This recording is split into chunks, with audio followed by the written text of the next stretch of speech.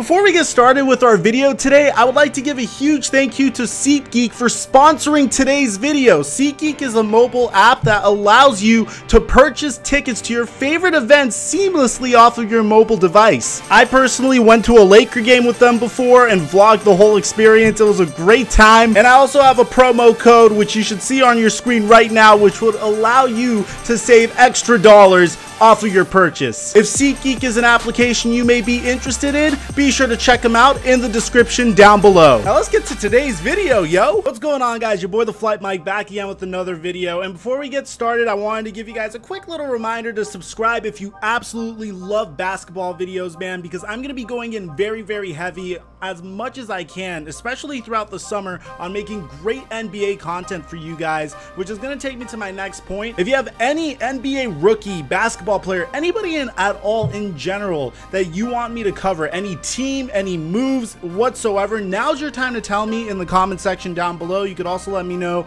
on Twitter, Instagram, or on my Snapchat. That stuff's in the description down below as well. Finally, guys, if you could give this video a like. I really worked hard on making this video. These videos take time and effort and precious time away from the library, and I'm in the middle of studying for a very difficult test, so if you could take a moment to drop a like now on this video, I would greatly appreciate it. Now, without further ado, let's get started with this video. North Carolina is notorious for being the hometown of some of the greatest NBA talent that we have ever seen. John Wall, for example, was raised in Raleigh, North Carolina. Steph Curry grew up in Charlotte, North Carolina, and this is without mentioning the outstanding talent that came out of the University of North Carolina. Players such as Harrison Barnes, Vince Carter, and Michael Jordan. There is without a doubt a strong connection between the state of North Carolina and incredible basketball prospects. Dennis Smith was born in Godwin, North Carolina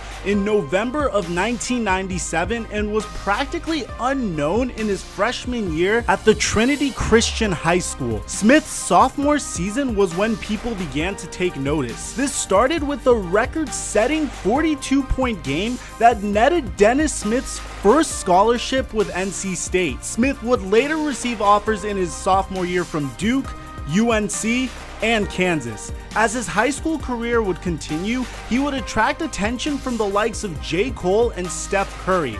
During a game of one-on-one, Dennis Smith would go on to posterize a player, which had Steph Curry going absolutely nuts. For a player at his size, Smith was not supposed to be able to possess such athleticism, but Dennis Smith Jr. is not a one-trick pony.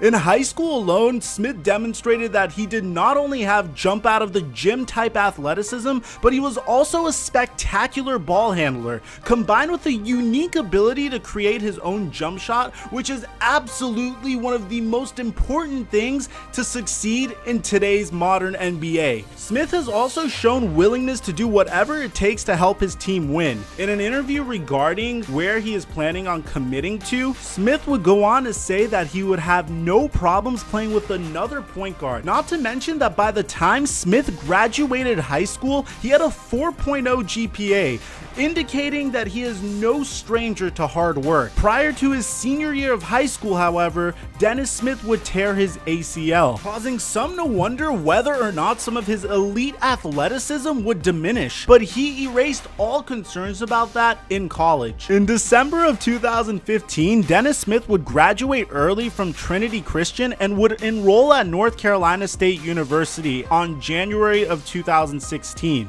citing his desire to begin his classes early while focusing on rehabbing his torn ACL with the NC State medical staff as his reasons for doing so. In Smith's debut with the Wolfpack, he would dish 5 assists in 36 minutes to lead NC State to an 81-79 victory over Georgia Southern, but he would continue to impress in his college season alone.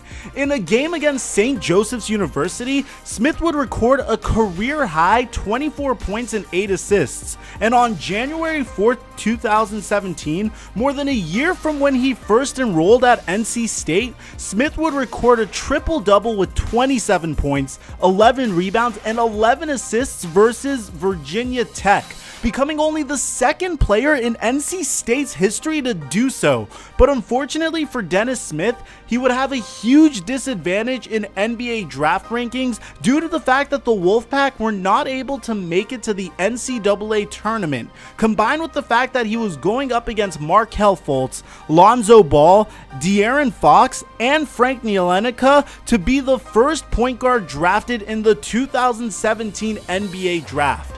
The fact that the point guard class in the 2017 draft was so loaded, combined with the fact that Dennis Smith was not able to make it to the NCAA tournament, and add in the fact that Smith also sustained a very terrifying injury, and add in the fact that Dennis Smith also suffered a torn ACL, caused Dennis Smith's stock to take a slight hit despite exhibiting a ludicrous 48-inch vertical during the 2017 NBA draft combine. The only knock on Dennis Smith's character coming out of the draft was similar to Markelle Fultz, the claim that he gave up on plays and he didn't play hard enough during his lone collegiate season at NC State. But who could blame him? Smith was tasked with the uncomfortable role of backpacking his underqualified team to the NCAA tournament just 1 year after tearing his ACL. All of this led to him falling to the Dallas Mavericks' lap with the 9th overall pick in the 2017 NBA draft. And frankly, I don't think he could have fell into a better position. Personally, I was disappointed by the fact that the New York Knicks didn't select Smith simply because Dennis Smith combined with Kristaps Porzingis in a pick and roll would have been downright electric. That would have given the New York Knicks a phenomenal duo to build around until they were able to lure over one more superstar to contend with Kristaps Porzingis and Dennis Smith. But that didn't happen. The Dallas Mavericks figured to have Dirk Nowitzki pass over the ceremonial torch to Dennis Smith, and he could not have been put into a better position to succeed on all fronts in terms of developing a young NBA prospect. On his team, Smith has Dirk Nowitzki to run a pick and roll or a pick and pop with, Wesley Matthews for defense and spot up threes, Harrison Barnes as a scorer and a spot up shooter, and most probably Nerlens Noel for defense and to throw lobs to. That is a very ideal situation for a player's rookie year. Combine the fact that between Dirk Nowitzki and Harrison Barnes there has been 4 NBA Finals appearances and 2 NBA championships, and you have ideal mentorship for the new face of the Dallas Mavericks. The fact that Dennis Smith was passed on by the Knicks should do even more wonders for his career, because he can rest easy knowing that he has a passionate, outspoken owner in Mark Cuban and a stable head coach who emphasizes defense in Rick Carlisle. Dennis Smith isn't coming to a barren wasteland and isn't expected to carry a team to victory. He has weapons at his disposal and a phenomenal coaching staff in Dallas to help him achieve his potential and beyond. He's shown flashes of prime Derrick Rose potential in college and an ability to be a jack of all trades like Russell Westbrook.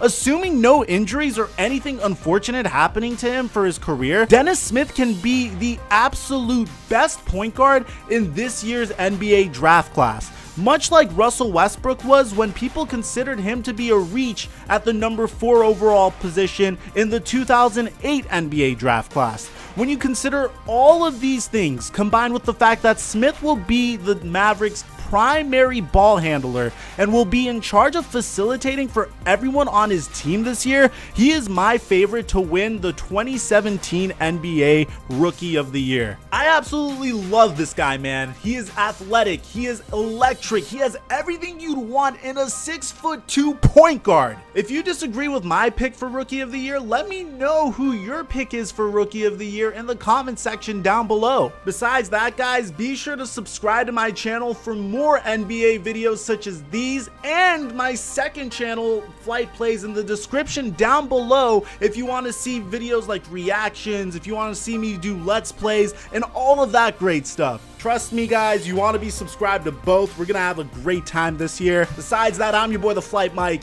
and I'm signing out, guys.